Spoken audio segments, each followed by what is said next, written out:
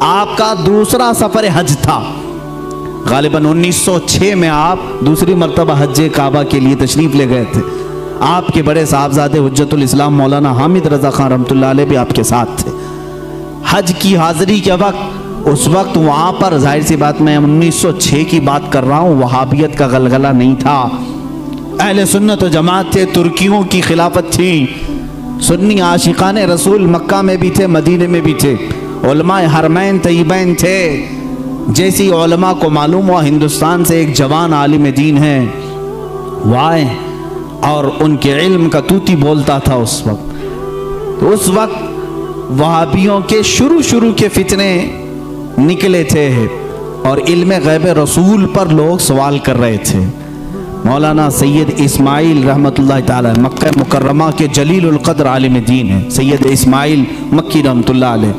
وہاں پر موجود بڑے بڑے مشائخ ہیں۔ جب مولانا سید اسماعیل مکی رحمۃ اللہ تعالی علیہ کو خبر ہوئی تو ایک دن اعلیٰ حضرت رضی اللہ تعالیٰ عنہ مکہ مکرمہ میں طواف خانہ کعبہ کے بعد آپ مکتبۃ الحرم، مسجد حرم میں جو مکتبہ تھا، کتابیں رکھی جاتی تھی، لائبریری، وہاں جا رہے، یہ پیچھے سے آئے، انہوں نے دیکھا، اعلیٰ حضرت رضی اللہ تعالیٰ عنہ کو دیکھا، اور اس کے بعد ملاقات ہوئی، گفتگو ہوئی۔ مکتبے میں جب گئے تو وہاں 4 علماء اور بیٹھے تھے، سب کتابیں کھولے ہوئے بیٹھے تھے۔ اعلیٰ حضرت سے ان لوگوں نے عربی میں سوال کیا کہ شریف مکہ گورنر، جو مکہ کے گورنر ہیں، ان کا ذہن خریدنے کے لیے کچھ وہابی علماء علم غیب پر سوالات کر رہے ہیں، ہمارے پاس 5 سوال آئے ہیں، آپ دیکھ لیں۔ چٹھی لی اعلیٰ حضرت نے اور اس کے بعد فرمایا کہ ٹھیک ہے، میں اس کا جواب لکھ دیتا ہوں، میں آپ کو لکھوا دیتا ہوں۔ ان علماء نے کہا ہم کو اتنا جلدی نہیں چاہیے، اتنا مفصل چاہیے، اتنا تفصیلی چاہیے کہ وہ ان میں سے کوئی جواب نہ دے سکے۔ اعلیٰ حضرت رحمۃ اللہ تعالیٰ علیہ مکتبۃ الحرم مکہ میں اس وقت موجود تھے،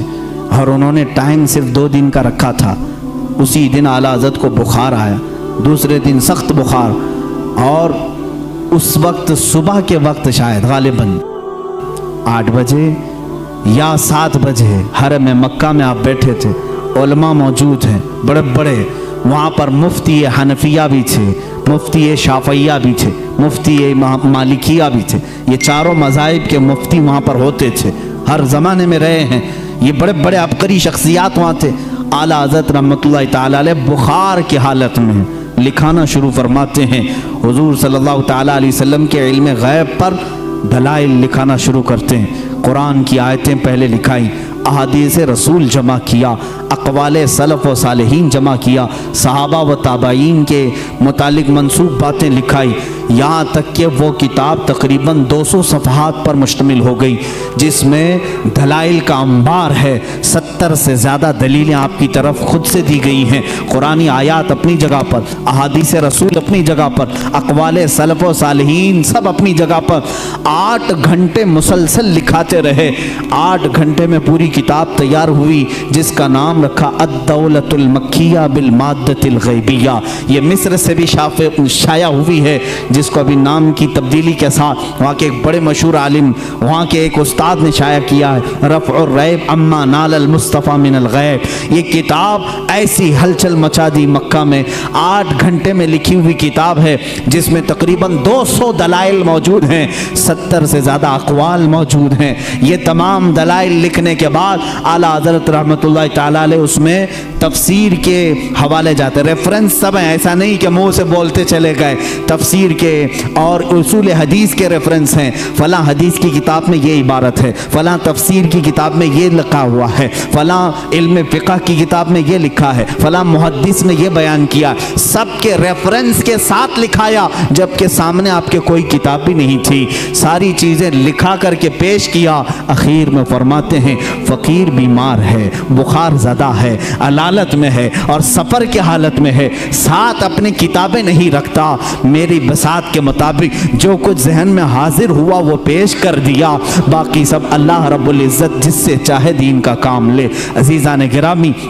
یہ کتاب جب گورنر مکہ شریف مکہ کے پاس سنائی گئی، पूरी रात भर बैठ करके वो शरीफ मक्का किताब सुनते रहे। दूसरी रात आई, पूरी किताब सुनी, यहाँ तक कि उलमाए मक्का, उलमाए मदीना हाजिर होते हैं और आला हजरत से दस्त बस्ता कहते हैं, आप अपनी इजाज़त हदीसा हमें अता फरमाएं, आप अपनी इजाज़त में हमें शामिल फरमाएं। उसी सफ़र हज में आला हजरत रहमतुल्लाह ताला अलैह ने उलमाए हरमैन को अपनी इजाज़त अता फरमाई। लोग हरम के उलमा से अपनी इजाज़त लेने आते थे और हरमैन के उलमा ने आला हजरत से अपनी इजाज़त लेने में फ़ख्र महसूस फरमाया। वहाँ के मरजउल उलमा थे, एक बड़े पाए के बुज़ुर्ग हैं, उनकी बारगाह में जब आला हजरत पहुँचे, बड़ा अदब करते थे मक्का और मदीने के उलमा का। आला हजरत ने उनके जानू को चूमा,